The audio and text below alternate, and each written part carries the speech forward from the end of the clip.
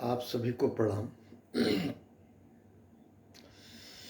मैं युवा वर्ग जिनकी नई नई विवाह हुई है या आगे शादी होगी,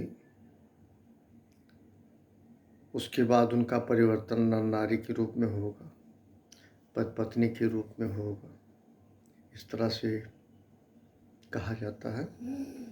नर नारी के विषय में मैं बहुत कुछ कहना नहीं चाहता हूँ। दोनों का सम्मान करता हूँ। अगर ये दोनों ना होते तो सृष्टि न होती, संसार न होता। या दोनों ना होते, दोनों ना अगर मिलते तो वास्तव में सृष्टि नहीं होती। ब्रह्मा के विषय में आप जानते हैं कि उनको अपमानित होना पड़ा सृष्टि की रचना के लिए। अपनी पुत्री के संदर्भ में उनकी आलोचना की जाती रही। मैं उससे आगे नहीं बढ़ूंगा, पर एक बात कह रहा हूँ। शादी होने के उपरांत दो बातें सभी लोग याद रखें, खासकर पुरुष। पहला, वो अपनी शिक्षा, एजुकेशन या अपनी चीज़ों को पत्नी पे इस्तेमाल करने की कोशिश ना करें। अपनी पत्नी पे, वो किसी की पुत्री है, कहीं से आई है। दूजा घर दूसरे के घर में जाती है। दिया है वो दीपक है, लक्ष्मी है। लड़की को लक्ष्मी कहा गया है।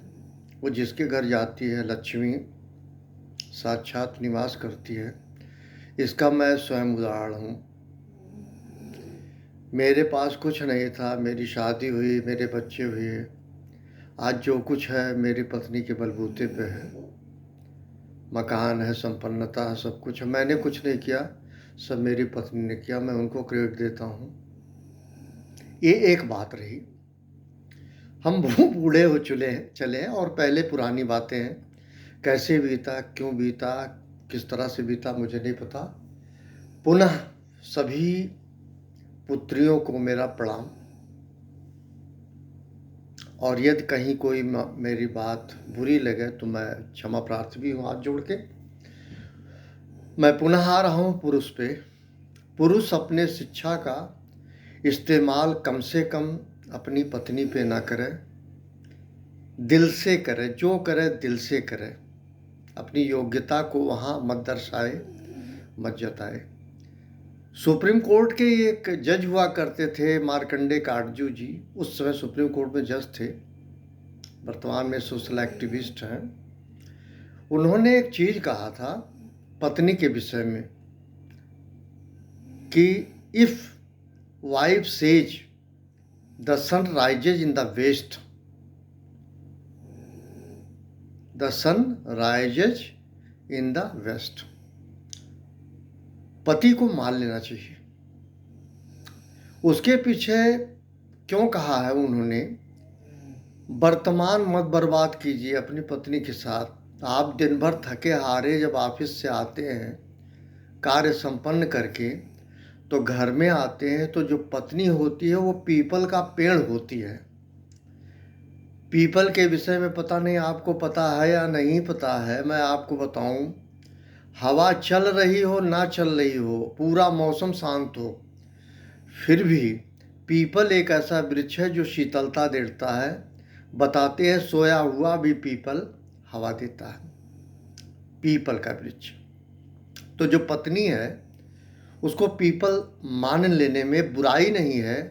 और यदि वो पत्नी रूपी पीपल ये कहती है कि सूरज पश्चिम से निकला है, तो मान लेने में बुराई नहीं है, क्योंकि वो आपको शीतलता देगी। दिन भर जब थके हारे आते हैं, वो एक गिलास पानी देती है, मुस्कुराहट देती है, आपके साथ शयन करती है। गृह कला से बचने का सबसे रामबाण है कि पत्नी यदि कहे सूर्य पूरब से निकला है, मान लेने में कोई बुराई नहीं। पत्नी यदि कहती है कि चंद्रमा जो है दिन में निकलता है, मान लेने में भी कोई बुराई नहीं। और दूसरे सूरज और चंद्रमा के चक्कर में मत पड़ो। रूस के इकोनॉमिस्ट स्लाइटस्की ने कहा था दो थ्योरी बनाई थी, sun spot theory, moon spot theory. उनका कहना था चंद्रमा में भी धब्बे होते हैं, सूर्य में भी धब्बे होते हैं, धब्बे दोनों में होते हैं। इसलिए कुछ लोग कहते हैं, लड़की को कहते हैं तुम तो चांद हो। अरे मत, उसको ऐसा मत कहो, इसका मतलब उसके धब्बे हैं, उसके चेहरे पे धब्बे हैं। तो स्लायटस्की, रशियन इकोनॉमिस्ट, उन्होंने स्पष्ट कहा है सन स्पॉट थ्योरी और मून स्पॉट थ्योरी, उसका मतलब यही है सूर्य में। अब पति सूर्य न समझे, पत्नी चांद न समझे, ये चांद और सूरज के चक्कर में ना पड़े कि एक शीतलता देती है, दूसरा ताप देता है। पर मैं इतना ज़रूर कहूँगा, मैं बार बार कहूँगा, अगर वर्तमान आपको सही रखना है तो पत्नी को पीपल मान लेने में बुराई नहीं, नंबर एक। नंबर दूसरी बात, वो जैसा कहे, जो कहे, उसमें आप तर्क मत दें, ताकि आप सुखपूर्वक उसके साथ जीवन यापन कर सकें। इससे ज़्यादा मैं कुछ नहीं कहूँगा। सबको पुनः मेरा प्रणाम। Thank you very much.